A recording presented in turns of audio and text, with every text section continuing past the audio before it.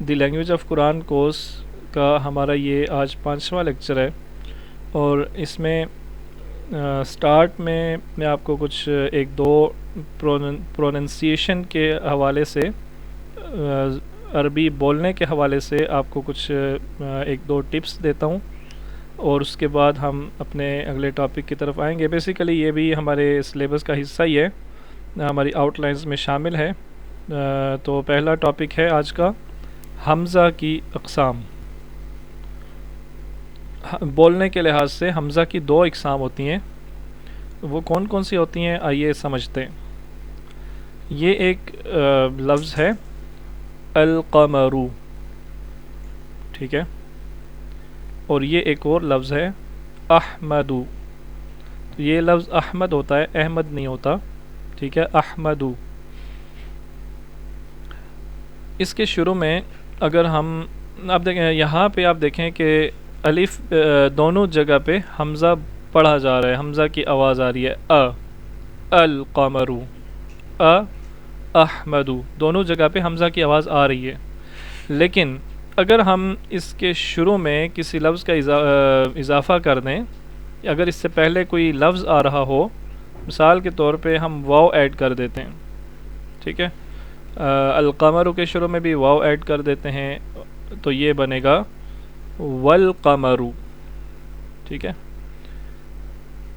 اگر احمد کے شروع میں واو ایڈ کرتے ہیں تو یہ بنے گا واحمد۔ اب دیکھیں یہاں پہ تھوڑا سا ڈیفرنس آ گیا ہے، اگر آپ کا فوکس ہے اس پہ تو آپ کو سمجھ آ گیا ہوگا کہ دیکھیں واو جب آیا ہے تو القمر جہاں حمزہ پروناؤنس ہو رہا تھا، واو آنے سے وہ حمزہ سکپ ہو گیا ہے، وہ سائلنٹ ہو گیا ہے، والقمر، واو ڈائریکٹ لام کے ساتھ جڑ رہا ہے، الف بیچ میں سے حذف ہو گیا، سائلنٹ ہو گیا، ٹھیک ہے، تو والقمر۔ لیکن دوسری طرف آپ دیکھیں احمد تھا، یہاں پہ حمزہ کی آواز آ رہی تھی، لیکن جب ہم نے اس کے شروع میں واو ایڈ کیا تو پھر بھی اس کا ساؤنڈ آ رہا ہے واحمد۔ یہاں پہ ہم نے واحمد نہیں پڑھا، واحمد، حمزہ کا ساؤنڈ پھر بھی آ رہا ہے، جیسے پہلے آ رہا تھا ویسے ہی پھر بھی آ رہا ہے۔ تو یہ دو طرح کے حمزہ ہوتے ہیں۔ یہاں پہ ہم نے اس کو ڈفرینشیٹ کرنے کے لیے ایک حمزہ پہ سمپل حرکت لگائی ہے اور دوسرے حمزہ پہ چھوٹا سا حمزہ کا نشان بنا دیا ہے، ٹھیک ہے۔ تو جس حمزہ پہ جس الف پہ حرکت کے علاوہ حمزہ کا نشان بھی ہوگا وہ حمزہ ہمیشہ پڑھی جائے گی، ٹھیک ہے، اور جس پہ صرف حرکت ہوگی ہے تو وہ بھی حمزہ ہی۔ ہم نے شروع میں دیکھا تھا کہ الف اور حمزہ میں جب ہم نے فرق دیکھا تھا نا، تو ہم نے یہ دیکھا تھا کہ حمزہ جب حمزہ کے اوپر زبر زیر پیش میں سے کوئی جب الف کے اوپر زبر زیر پیش میں سے کوئی حرکت آ جاتی ہے تو وہ حمزہ بن جاتا ہے۔ تو والقمر اس میں بھی یہ حمزہ ہے، لیکن اس کے اوپر ہم نے چونکہ حمزہ کا سائن نہیں ڈالا، اس لیے یہ دوسرے ٹائپ کا حمزہ ہے۔ تو اس کا رول یہ ہے، یہ حمزۃ الوصل اس کو بولا جاتا ہے۔ اس کا رول یہ ہے کہ جب یہ شروع میں آتا ہے، جب یہ سٹارٹ میں آتا ہے تب تو اس کو پڑھا جائے گا، لیکن جب اس سے پہلے کوئی لفظ آ جائے تب یہ حمزہ سائلنٹ ہو جائے گا، ٹھیک ہے۔ حمزۃ الوصل، وصل لفظ وصال سے ہے، وصال کا مطلب ہوتا ہے جڑنا، ملنا، ٹھیک ہے۔ جو اردو سے سوجھ بوجھ رکھتے ہیں اردو ادب کی، ان کو پتہ ہوگا کہ وصال اور فراق یہ اردو شاعری کے دو اہم اصطلاحات ہیں۔ تو وصال کا مطلب ہوتا ہے ملنا، تو وصل اسی سے نکلا ہے، کیونکہ یہ پہلے والے لفظ کو حمزہ جو ہے نا اپنے پہلے لفظ کو اپنے سے اگلے حرف کے ساتھ ملا دیتی ہے، اس لیے اسے حمزۃ الوصل کہتے ہیں، ٹھیک ہے۔ جو دوسری حمزہ ہے اسے حمزۃ القطع کہتے ہیں، یہ قطعی حمزہ ہے، اس کو ہر صورت پڑھا جائے گا، ٹھیک ہے، اس لیے اسے حمزۃ القطع کہتے ہیں۔ امید ہے آپ کو حمزۃ الوصل اور حمزۃ القطع کے درمیان فرق سمجھ آ گیا ہوگا۔ تو ہم قرآن کریم سے اس کو سمجھنے کی کوشش کرتے ہیں۔ تو یہ آپ کے سامنے سورہ فاتحہ کی 3-4 آیات لکھی ہوئی ہیں، تو اس میں ہم دیکھتے ہیں الحمدللہ رب العالمین، الحمد، یہ الحمد میں جو حمزہ آیا ہے یہ کون سا حمزہ ہے؟ یہ حمزۃ الوصل ہے، کیونکہ اس پہ ہمیں کوئی چھوٹی سی حمزہ نظر نہیں آ رہی، ٹھیک ہے۔ الحمد، کیونکہ اب یہ سٹارٹ میں ہے نا، اس لیے اس کو پڑھا جائے گا، اس کو پروننس کیا جائے گا، الحمد للہ رب العالمین۔ الرحمن الرحیم، تو الرحمن الرحیم اس میں جو دو جگہ پہ یہاں پہ آپ دیکھیں یہ حمزہ آ رہا ہے، الرحمن، یہ سٹارٹ میں آ رہا ہے، اس لیے اس کو ہم پروناؤنس کر رہے ہیں، جبکہ یہاں پہ آپ دیکھیں یہاں بھی اگر ہم یہاں سے سٹارٹ کریں تو یہ الرحیم ہے، لیکن کیونکہ اس سے پیچھے ایک اور لفظ آ گیا ہے اور تو ہم نون کو را سے جوڑ دیں گے اور حمزہ بیچ میں سے سائلنٹ ہو جائے گا، نررحیم، ٹھیک ہے، نررحیم۔ یہ اس کا مطلب یہ ہے کہ یہ حمزۃ الوصل ہے، ٹھیک ہے۔ آگے چلتے ہیں، مالک یوم الدین، اس میں یہ حمزۃ الوصل ہے، اگر یہاں سے ہم سٹارٹ کرتے تو اسے الدین پڑھتے، لیکن ہم نے اس کو پچھلے لفظ کے ساتھ جوڑ دیا ہے کیونکہ یہ حمزۃ الوصل تھا۔ آگے دیکھیں، ایاک، ایاک، یہ ایاک آپ یہ دیکھ رہے ہیں کہ اس کے نیچے چھوٹا سا حمزہ کا نشان پڑا ہے، تو اس نشان سے ہمیں یہ پتہ چل رہا ہے کہ یہ حمزۃ القطع ہے، اسے ہر صورت پڑھا جائے گا۔ ایاک، اصل میں یہ تو شروع میں آ رہا ہے، آیت کے شروع میں، تو اسے پڑھا جا رہا ہے ایاک۔ اگر ہم پچھلی آیت کو ملا دیں نا اس کے ساتھ، یہ آیت میں آپ پہ ہم وقف نہ کریں، اگر پچھلی آیت کو یہ الدینی کو ملا دیں تو یہ بنے گا مالک یوم الدین ایاک، دینی ایاک، اس کو پھر بھی پڑھا جا رہا ہے، نون کو ہم نے یا کے ساتھ نہیں جوڑا بلکہ یہ حمزہ بھی پڑھا ہے بیچ میں ہم نے، ٹھیک ہے۔ تو یہ حمزۃ القطع ہے۔ ایاک نعبد، دیکھیں اب یہاں پہ دیکھیں، وَإِيَّاكَ، وَإِيَّاكَ، یہاں واو آنے کی وجہ سے یہ حمزہ سائلنٹ نہیں ہوا، یا کے ساتھ واو نہیں جڑا، بیچ میں حمزہ پڑھا جا رہا ہے، ویسا ہی جیسے کہ الگ سے پڑھا جاتا ہے، جیسے کہ اس کو سٹارٹ میں پڑھا جاتا ہے ویسا ہی پڑھا جا رہا ہے، تو یہ حمزۃ القطع ہے۔ تو مجھے امید ہے کہ آپ کو حمزۃ الوصل اور حمزۃ القطع کے درمیان فرق سمجھ آ گیا ہوگا۔ ہمارے قرآن پاک میں جو ہمارے ہاں یوز ہوتا ہے انڈو پاک میں، اس میں پرابلم یہ ہے کہ ہم حمزۃ الوصل اور قطع کے درمیان اس طرح فرق نہیں کر سکتے جس طرح میں آپ کو بتا رہا ہوں، کیونکہ وہاں پہ یہ والا جو سائن ہوتا ہے نا حمزۃ القطع کا، یہ جو نیچے چھوٹی سی حمزہ پڑی ہوتی ہے، یہ والا سائن آپ کو نظر نہیں آئے گا نیچے یا اوپر۔ حمزۃ القطع میں آپ کو یہ سائن نظر نہیں آئے گا۔ بہرحال آپ پھر بھی جب آپ کو عربی زبان آ جائے گی، عربی زبان آپ سمجھنا شروع ہو جائیں گے، یہ اس کورس کے کمپلیٹ ہونے تک جتنا آپ سیکھیں گے، اس سے مجھے امید ہے کہ آپ کو حمزہ کے درمیان فرق خود بخود ہی پتہ چل جائے گا۔ اچھا، اب ایک اور چھوٹا سا ٹاپک ہے،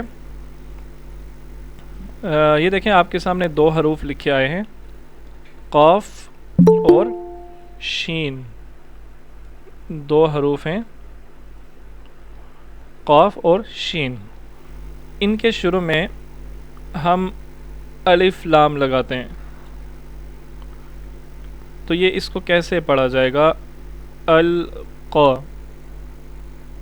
ٹھیک ہے، القا، اس کو ہم یوں پڑھیں گے القا۔ اور اگر شین ہے، مثال کے طور پہ اگر شین ہے تو یہاں پہ ہم الشا نہیں پڑھیں گے، الشا نہیں پڑھیں گے، ہم اشا پڑھیں گے، اشا۔ اس کی مثال دیکھیں، آپ کو تھوڑا صحیح طرح سمجھ آ جائے گا۔ یہاں پہ فرق کیا ہو رہا ہے؟ القا میں ہم لام کو پڑھ رہے ہیں، لام کا ساؤنڈ آ رہا ہے، ال، ٹھیک ہے، لیکن اشا میں لام کا ساؤنڈ نہیں آ رہا، لام سائلنٹ ہے، حمزہ جو ہے نا وہ ڈائریکٹ شین سے جڑ رہا ہے، یہاں پہ لام سائلنٹ ہے۔ اس کی مثال آپ دیکھیں، الشمس، الشمسو، یہاں پہ لام نہیں پڑھا جا رہا، لام سائلنٹ ہے. اور القا کی مثال ہے القمر، یہاں پہ دیکھیں لام پڑھا جا رہا ہے. ٹھیک، فرق سمجھ آ رہا ہے نا آپ کو؟ تو کچھ حروف، کچھ لیٹرز ایسے ہوتے ہیں حروف تہجی میں جن کے شروع میں الف لام آنے سے لام کو پڑھا جاتا ہے، لام پروناؤنس کیا جاتا ہے، اس کا ساؤنڈ ہوتا ہے. اور کچھ حروف ایسے ہیں کہ جن کے شروع میں اگر الف لام آ جائے تو لام سائلنٹ ہوتا ہے، سائلنٹ رہتا ہے. اس کی وجہ کیا ہے؟ اس کی وجہ یہ ہے کہ اس کو جن حروف میں، جیسے شین ہے، جن حروف میں لام پڑھنے سے لام پڑھنے میں مشکل پیش آتی ہے، پروناؤنس کرنے میں مشکل پیش آتی ہے، ان کے جو مخارج ہیں نا وہ بالکل ڈیفرنٹ ہونے کی وجہ سے، ان کے مخارج کے بہت زیادہ گیپ کی وجہ سے، فرق کی وجہ سے پڑھنا مشکل ہوتا ہے، تو ان میں سے ہم لام کو سائلنٹ کر دیتے ہیں. اگر آپ پڑھیں نا الشمسو، الشمسو، تو اگر آپ تیزی سے پڑھیں الشمسو تو ہماری زبان بیچ میں ایسے لگتا ہے اٹک جاتی ہے، یہ سموتھ ہماری زبان چل نہیں سکتی. اگر آپ اس کو خود بول کے چیک کریں تیزی سے الشمسو، تو میری تو زبان ایک دفعہ رک جاتی ہے. ٹھیک ہے، تو اس لیے اس میں لام نہیں پڑھا جاتا. اہل لغت، اہل عرب اس کو یوں ہی پڑھتے ہیں، اس میں لام نہیں پڑھتے. تو ہمیں بھی یہ چیز یاد رکھنی پڑے گی. اس کا کوئی خاص قاعدہ نہیں ہے کہ کون سے حروف پہ لام پڑھا جائے گا اور کون سے حروف پہ نہیں پڑھا جائے گا. ہاں، ان حروف کو یاد رکھنا پڑے گا، یاد کرنا پڑے گا. تو اس کے لیے نا ہم وہ حروف جن پہ لام نہیں پڑھا جاتا، وہ حروف جن کے شروع میں الف لام آ جائے تو لام سائلنٹ ہو جاتا ہے، ان حروف کو نا ہم یہ اس لفظ سے الشمسو، سورج کے اس لفظ سے ہم ایک کی نسبت سے ایک نام ان کو دے دیتے ہیں ان حروف کو، جنہیں کہتے ہیں حروف شمسیہ. حروف شمسیہ سے کیا مراد ہے کہ وہ حروف جن کے شروع میں الف لام آنے سے لام سائلنٹ ہو جاتا ہے، انہیں حروف شمسیہ کہتے ہیں. ٹھیک ہے، تو ان کا ہم نے بس جسٹ نام رکھ دیا ہے، اس کا کوئی پیچھے مقصد نہیں ہے کہ اس کو شمس کیوں کہا جاتا ہے، سورج کیوں کہا جاتا ہے، بس صرف یہ ایک نام ہے. ٹھیک ہے، کیونکہ الشمس میں لام سائلنٹ ہوتا ہے، تو اس طرح کے جتنے بھی حروف ہوں گے ان کو ہم حروف شمسیہ نام دے دیتے ہیں. اس کو سن لیٹرز کہا جاتا ہے انگلش میں، سن لیٹرز. اور جو دوسری قسم کے حروف ہیں جن کے شروع میں الف لام آنے سے لام پروناؤنس کیا جاتا ہے، اس کا ساؤنڈ آتا ہے، ان کو ہم حروف قمریہ کہتے ہیں، حروف القمریہ. ٹھیک ہے، تو قمر سے اس کو ریلیٹ کر دیتے ہیں. تو یہ صرف جسٹ یاد رکھنے کے لیے. تو حروف تہجی میں آپ کو بتا دیتا ہوں کہ کون سے حروف شمسیہ ہیں اور کون سے قمریہ ہیں. اس میں جن لیٹرز پہ سن بنا آ رہا ہے یہ سب سن لیٹرز ہیں، حروف شمسیہ ہیں. اس کے علاوہ باقی سب قمریہ ہیں. ٹھیک ہے، تو تا، التاجرو، الف سے اگر کوئی ہوگا نا تو الابو، یہ دیکھیں یہاں پہ لام پروناؤنس ہو رہا ہے، یہ حروف قمریہ ہے. با سے کوئی لفظ آپ تلاش کریں، جیسے بیت، سپوز بیت، تو البیت، یہاں پہ لام پروناؤنس ہو رہا ہے. لیکن تا سے اگر کوئی لفظ ہوا، یعنی فار ایگزامپل تاجر، تو التاجرو، ہم اس کو التاجرو نہیں پڑھیں گے، التاجرو نہیں پڑھیں گے، التاجرو پڑھیں گے، کیونکہ یہ حروف شمسیہ ہے. ٹھیک ہے، اسی طرح ثا، یہ حروف شمسیہ ہے. دال، ذال، را، زا، سین، شین، صاد، ضاد، طا، ظا، نون، لام، بس یہ سب حروف شمسیہ ہیں. اس کے علاوہ جتنے حروف ہیں وہ حروف قمریہ ہیں. ٹھیک ہے، تو میں تو یہ کہتا ہوں کہ آپ کو یہ یاد کرنے کی ضرورت نہیں ہے کہ کون سے شمسیہ ہیں کون سے قمریہ ہیں. بس آپ اتنا فوکس اگر کریں کہ جہاں پہ آپ کو مشکل پیش آ رہا ہے لام پڑھنے میں، تو آپ کو سمجھ آ جائے کہ یہ حروف شمسیہ ہے اور لام کو آپ سائلنٹ کر دیں.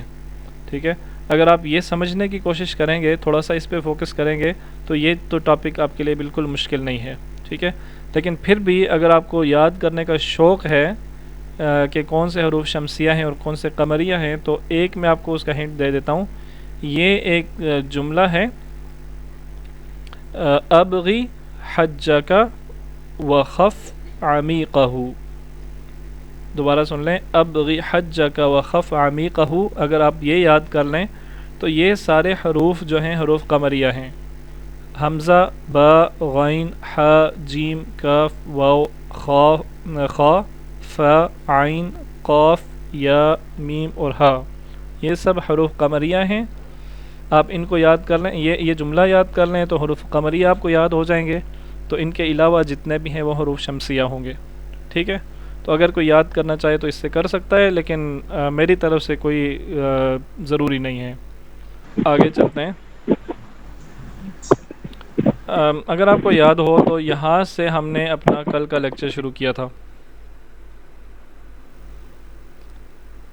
اس تصویر سے، البیت قدیم، گھر پرانا ہے. تو اس میں آپ بتا سکتے ہیں کہ مبتدا کیا ہے اور خبر کیا ہے، بلکہ میں ہی بتا دیتا ہوں. البیت مبتدا ہے اور قدیم خبر ہے. ایسا ہی ہے. اگر ہم اس میں گھر کا نام نہ لینا چاہیں، بیت نہ کہنا چاہیں، بلکہ صرف اس کی طرف اشارہ کر کے یہ کہیں کہ ھذا قدیم، صرف اشارہ اگر کرنا چاہیں تو یہ کیسے ہوگا؟ میں نے شاید بول ہی دیا ہے، ھذا قدیم یہ ہو جائے گا. ایسا ہی ہے نا، البیت قدیم یعنی گھر پرانا ہے، ھذا قدیم مطلب یہ پرانا ہے. ہم گھر کی طرف اشارہ کر رہے ہیں کہ یہ پرانا ہے.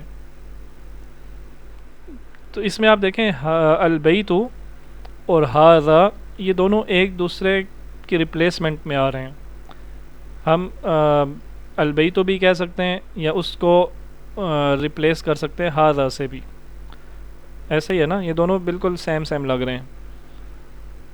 تو اس چیز کو ذہن میں رکھتے ہوئے ہم تھوڑا آگے چلتے ہیں. اس آج کے لیسن میں آپ کو لگے گا شاید ہم واپس پیچھے آ رہے ہیں، کیونکہ ھذا ہم پہلے بھی پڑھ چکے تھے.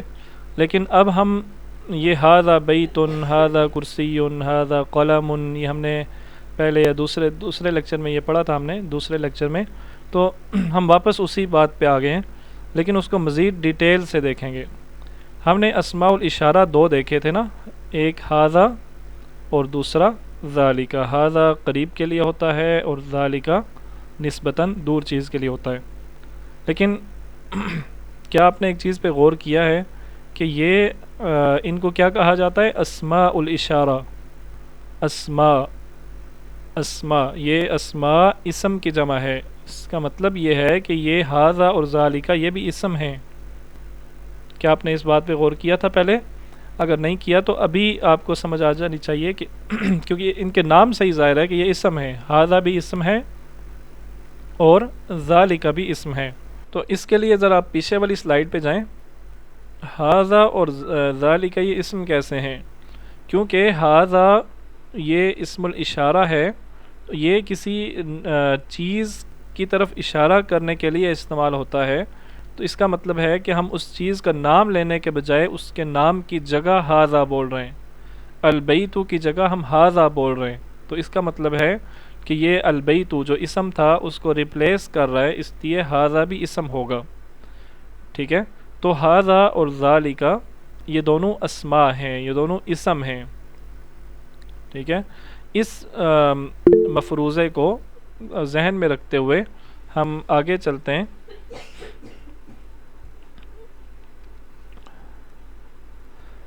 اور اس کو مزید ڈیٹیل سے دیکھتے ہیں. اسماء الاشارہ، یہ اسماء الاشارہ ہیں. اب آپ کو یہ بھی پتہ ہے کہ اسم یا تو معرفہ ہوتا ہے یا نکرہ ہوتا ہے. ایسے ہی نا، ہم نے اسم کی دو اقسام پڑھی تھیں، اسم یا معرفہ ہوتا ہے یا نکرہ ہوتا ہے. اس کے علاوہ کوئی تیسری قسم نہیں ہو سکتی، کوئی اسم بین نہیں ہو سکتا. ٹھیک ہے، ایسا نہیں ہو سکتا کہ لا الہ الا ولا الہ الا، نہ ادھر کا نہ ادھر کا، ایسا نہیں ہو سکتا. یا وہ اسم نکرہ ہوگا یا معرفہ ہوگا. تو اگر ھذا اور ذالک یہ بھی اسم ہے تو یہ معرفہ ہیں یا نکرہ ہیں؟ سوال یہ پیدا ہوتا ہے. تو یاد رکھیں کہ کیونکہ یہ اسماء الاشارہ ہیں، اس کا مطلب یہ ہے کہ ہم کسی چیز کی طرف اشارہ کرتے ہیں نا جب، تب ہم یہ اسم بولتے ہیں۔ تو جب ہم ایک اسم نکرہ تو ہوتا ہے عام چیز، کوئی عام چیز ہو، لیکن جب ہم کسی چیز کی طرف اشارہ کر دیتے ہیں تو وہ عام تو نہیں رہتی، وہ تو مخصوص چیز ہو جاتی ہے، وہ مخصوص چیز ہو جاتی ہے جس کی طرف ہم اشارہ کر رہے ہوں، ٹھیک ہے۔ جب ہم یہ کہیں نا کہ بیتن، تو یہ کوئی بھی گھر ہو سکتا ہے، بیتن نکرہ اسم ہے، لیکن جب ہم بیت کی طرف اشارہ کر دیتے ہیں کہ ھذا، تو وہ خاص ہو جاتا ہے، کیونکہ ہم اس گھر کی طرف اشارہ کر رہے ہیں، ہمارا مقصود وہی گھر ہے جس کی طرف ہم اشارہ کر رہے ہیں، تو وہ مخصوص ہو جاتا ہے، وہ اسپیسیفک ہو جاتا ہے۔ اس لیے ھذا اور ذالک یہ دونوں معرفہ اسم ہیں، یہ دونوں معرفہ اسماء ہیں، ٹھیک ہے۔ تو دوسرے الفاظ میں آپ یہ کہہ سکتے ہیں کہ اسماء الاشارہ جتنے بھی ہیں وہ معرفہ ہوتے ہیں، اسماء الاشارہ معرفہ ہوتے ہیں۔ کیوں؟ کیونکہ یہ سارے اشارہ کرنے کے لیے استعمال ہوتے ہیں۔ ہم اسماء الاشارہ آگے اور بھی پڑھیں گے، تو یہ سارے کے سارے اشارہ کرنے کے لیے استعمال ہوتے ہیں۔ تو جب ہم کسی چیز کو پوائنٹ آؤٹ کر دیتے ہیں، اس کی طرف اشارہ کر دیتے ہیں، تو وہ مخصوص ہو جاتی ہے۔ تو رول کیا بنا، قاعدہ کیا بنا کہ اسماء الاشارہ سب کے سب معرفہ ہیں، تو ھذا بھی معرفہ ہے اور ذالک بھی معرفہ ہی ہوگا، ٹھیک ہے۔ اور یہ اپنی شیپ چینج نہیں کرتے، ان کی شیپ ایسے ہی رہتی ہے، ان کی شروع میں الف لام نہیں آتا، یہ بالکل ایسے ہی رہتے ہیں ہمیشہ، ٹھیک ہے۔ تو یہ معرفہ ہیں ہمیشہ۔ ھذا بیتن یا ذالک بیتن، یہ گھر ہے یا وہ گھر ہے، ٹھیک ہے۔ تو ھذا اور ذالک معرفہ ہیں کیونکہ یہ ایک خاص گھر کے لیے استعمال ہوئے ہیں۔ امید ہے کہ آپ کو یہ بات سمجھ آ گئی ہوگی، ہضم ہو گئی ہوگی آپ کو یہ بات۔ ھذا قدیم، یہ پرانا ہے۔ یہ جملہ اسمیہ ہے یا فعلیہ ہے؟ ہینڈ ریز کریں اگر کسی کو سمجھ آ گیا ہے ابھی سے تو۔ یہ فعلیہ ہے۔ اس کے لیے ہم جاتے ہیں جملے کی تعریف پہ، جملے کی ڈیفینیشن پہ، جملہ اسمیہ اور جملہ فعلیہ کی ڈیفینیشن پہ۔ اگر آپ کو یاد ہو تو میں نے یہ بتایا تھا کہ وہ جملہ جو اسم سے شروع ہو رہا ہو اسے جملہ اسمیہ کہا جاتا ہے، اور وہ جملہ جو فعل سے شروع ہو رہا ہو اسے جملہ فعلیہ کہتے ہیں۔ تو یہ جو جملہ ہے ھذا قدیم، ہم نے دیکھا کہ ھذا اسم الاشارہ ہوتا ہے، یعنی اسم ہوتا ہے۔ یہ جملہ اسم سے شروع ہو رہا ہے تو اس کا مطلب ہے کہ یہ جملہ اسمیہ ہے نہ کہ فعلیہ۔ یہ جملہ اسم سے شروع ہو رہا ہے، ھذا اسم ہے۔ اسم کی بہت سی اقسام ہوتی ہیں، وہ اسم الاشارہ ہے، اسم علم ہے، اسم ضمیر ہے، وغیرہ وغیرہ جو بھی ہے واٹس ایور، لیکن اسم ہے، ہمیں اس سے کنسرن ہے کہ وہ اسم ہے۔ تو اسم سے جب شروع ہو رہا ہے تو اس کا مطلب ہے کہ وہ جملہ اسمیہ ہے، ٹھیک ہے۔ تو یہ جملہ اسمیہ ہے، اسم سے شروع ہو رہا ہے۔ تو جملہ اسمیہ کی دو پارٹس ہوتے ہیں جملہ اسمیہ کے، ٹھیک ہے۔ یہ ہم نے کل کے لیکچر میں پڑھا تھا، جملہ اسمیہ کے دو پارٹس ہوتے ہیں، ایک مبتدا اور دوسرا خبر۔ تو اس میں ھذا مبتدا ہوگا کیونکہ ہم اس چیز کے بارے میں بات کر رہے ہیں جس کو ہم پوائنٹ آؤٹ کر رہے ہیں۔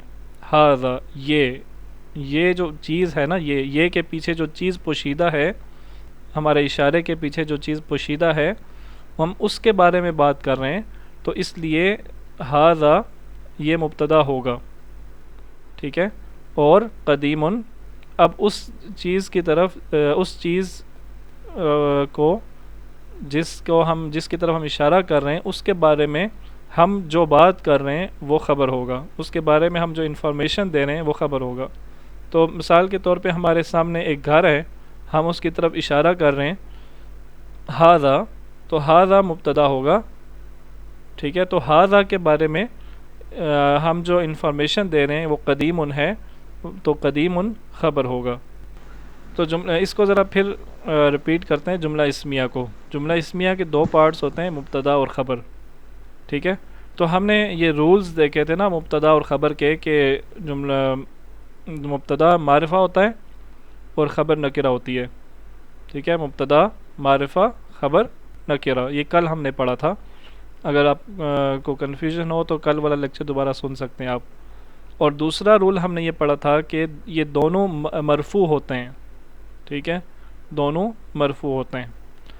البیت قدیم، اب یہ جملہ اسمیہ ہے، دونوں رولز اس میں پورے ہو رہے ہیں، ٹھیک ہے۔ البیت یہ معرفہ ہے، قدیم یہ بھی سوری یہ نکرہ ہے، قدیم البیت معرفہ ہے، قدیم نکرہ ہے۔ اسی طرح ھذا قدیم، یہ بھی آپ دیکھیں، ھذا ہم یہ سمجھ چکے ہیں، اب ہم یہ پہچان چکے ہیں کہ ھذا، کیونکہ یہ اسم الاشارہ ہے اس لیے یہ معرفہ ہے، اسم الاشارہ سب کے سب معرفہ ہوتے ہیں۔ ہم جب یہ ہمیں یہ پتہ چل گیا کہ یہ اسم الاشارہ ہے تو ہم آنکھیں بند کر کے یہ کہہ دیتے ہیں کہ یہ معرفہ ہوگا۔ اور قدیم یہ نکرہ ہے، اس پہ تنوین ہمیں نظر آ رہی ہے۔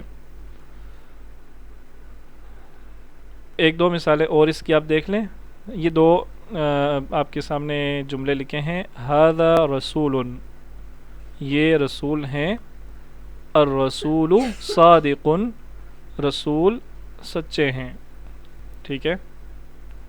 تو اس کو ہم یہ جو دو رولز ہم نے پڑھے ہیں، ان رولز کو اپلائی کر کے دیکھتے ہیں کہ یہ جملہ ان رولز پہ پورا آ رہا ہے یا نہیں۔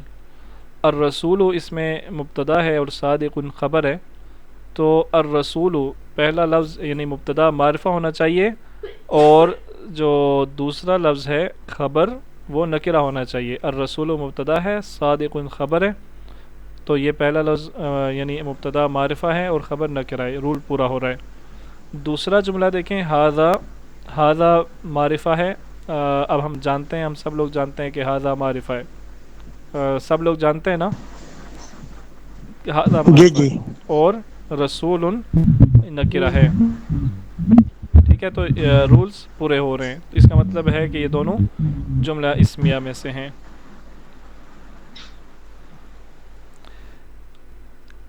اب اسی کی ہم پریکٹس کریں گے مزید، آج کی کلاس پہ مزید ہم نے اس کو کچھ نہیں دیکھنا، مزید رول نہیں پڑھنا، آج اگر ہمیں یہی سمجھ آ جائے بات تو یہی کافی ہے۔ کچھ اس کی مثالیں دیکھ لیتے ہیں۔ ذالک مسجد، وہ مسجد ہے، ھذا مبتدا ہے اور یہ اسم الاشارہ ہے، ٹھیک ہے، اور مسجد یہ خبر ہے، مبتدا خبر، جملہ پورا ہو رہا ہے۔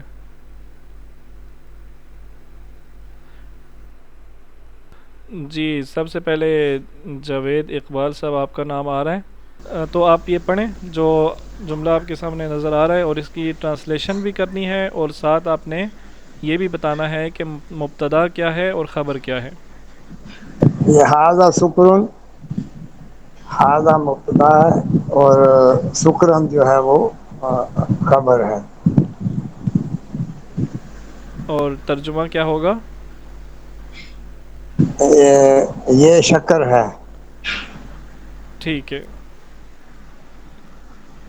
ھذا مبتدا خبر، یہ چینی ہے یا شکر بھی کہہ سکتے ہیں آپ۔ اگلا بھی آپ ہی پڑھیں۔ الشکر سکرو، حلون، السکرو، السکر جی، حلون، حلون، السکر حلون، ہا پہ پیش ہوگا، حلون، ہاں پہ پیش ہے، اس کا السکر مطلب ہوگا، حلون، جی حلون، ہاں، اس کا مطلب ہے چینی میٹھی ہے، حلون میٹھی ہے، حلوہ سے چینی ہے، میٹھی ہے، تو ہاں عربی حلوہ میں سے۔ ہر میٹھی چیز کو حلوہ بولا جاتا ہے، ٹھیک ہے، صرف حلوے کو حلوہ نہیں بولتے، بلکہ ہر میٹھی چیز کو حلوہ بولا جاتا ہے۔ تو آگے پڑھیں گے، فوزیہ یاسمین آپ آگے پڑھیں گی۔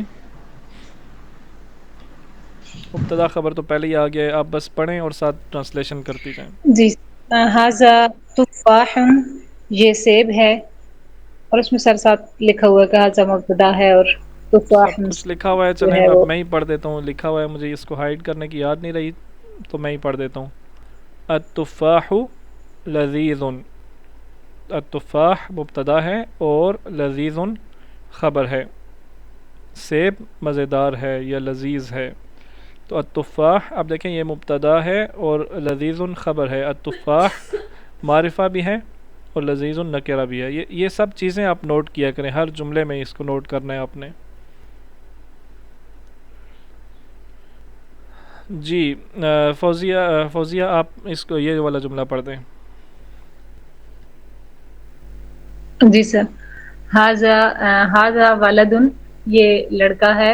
ہاذا اس میں مبتدا ہے اور ولدن خبر ہے، اور ولدن جو ہے یہ سر نکرہ ہے، اور ہاذا اس میں آئے گا سر معرفہ. ٹھیک ہے، اگلا. الولد فقیر، لڑکا غریب ہے. ٹھیک ہے. جی الولد جو ہے یہ آئے گا مبتدا ہے سر، اور فقیر یہ اس میں خبر ہے. جی بالکل ٹھیک ہے. اب شمس آپ پڑھیں گے. تو یہ ایک بات یاد رکھیں کہ ولدن اور والدن میں تھوڑا سا ہی فرق ہے، صرف الف کا فرق ہے. تو ولدن لڑکا ہوتا ہے، والدن والد ہوتا ہے. تو کہیں ولد کی جگہ والد نہیں لکھنا، جہاں پہ آپ والد لکھنا چاہ رہے ہیں وہاں پہ ہی آپ والد لکھیں، اس کی جگہ آپ نے ولد نہیں لکھنا. ٹھیک ہے، ان دونوں کو آپس میں انٹرچینج نہیں کرنا. جی شمس.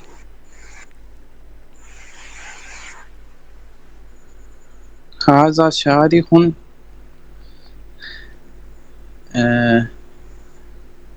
شارع آپ کو نظر آ یہ رہی ہے؟ شارع کیا نظر آ رہا ہے جی تصویر میں؟ یہ سڑک ہے. ٹھیک ہے. یہ ہاذا مبتدا ہے اور شارح یہ خبر ہے. شارعن. ٹھیک ہے، شارعون خبر. خبر ہے. اگلا جملہ. الشارح وسیع، سڑک لمبی ہے. کھلی ہے، وسیع کھلی ہے. کھلی ہے. شارح مبتدا ہے اور واسع یہ خبر ہے. بالکل ٹھیک ہے. تو یہ ہمارا آج کا لیسن تھا. مجھے امید ہے کہ آپ کو سب کو یہ سمجھ آ گیا ہوگا. اس میں آپ کو یہ کویسچن ہو تو اب آپ پوچھ سکتے ہیں. تو آج کا جو لیکچر تھا نا اس میں ہم واپس پہلے لیسن پہ آ گئے ہیں، کیونکہ ہاذا بیتن، ہاذا مسجدن، ان چیزوں کو ہم نے مزید ڈیپلی دیکھا ہے آج کے لیکچر میں. پہلے ہم نے صرف اس کا میننگ دیکھا تھا، ہاذا بیتن یہ گھر ہے، لیکن اب ہمیں یہ پتہ چل گیا ہے کہ ہاذا مبتدا ہے، بیتن خبر ہے، ہاذا معرفہ ہے، بیتن نکرہ ہے. ہاذا جو ہے اب اگلے لیکچرز میں ہم اس کو مزید تفصیل سے دیکھیں گے، وہ بات کی بات ہے. لیکن اس کو سٹارٹ سے لے کے پیج نمبر 18 تک آپ نے ضرور دیکھنا ہے. پیج نمبر 18 نہیں بلکہ یہ جو حروف شمسیہ اور حروف قمریہ ہیں نا وہ پیج 19 پہ آتے ہیں. یہ دیکھیں پیج نمبر 19 ہے، اس میں آپ کو سارے حروف شمسیہ اور حروف قمریہ اور ان کی مثالیں دی ہوئی ہیں. ان کو آپ دیکھیں، ان کو پڑھیں. ساتھ ساتھ میں تو کہتا ہوں کہ میننگز اگر آپ کو سمجھ آتے رہیں، میننگز بھی دیکھتے رہیں تو بہت آپ کی وکیبلری میں اضافہ ہوگا. اور یہ جو ایکسرسائز ہے، یہ جو تمرین ہے نا پیج نمبر 20 پہ، اس کو آپ نے پڑھنے کی پریکٹس کرنی ہے کہ اس میں لام کہاں پروناؤنس ہوتا ہے کہاں نہیں ہوتا. تو یہ آپ کا وہ کرنے کا کام ہے جو میری طرف سے کمپلسری نہیں ہے، لیکن جو کرے گا اس کو فائدہ ہوگا. جو میری طرف سے کرنے کا کام ہوگا وہ آپ کو اسائنمنٹ کل تک میں بھیج دوں گا. آپ کو طریقہ پتہ ہے، اس طریقے سے اسائنمنٹ سالو کر کے وینسڈے تک مجھے آپ بھیجیں گے.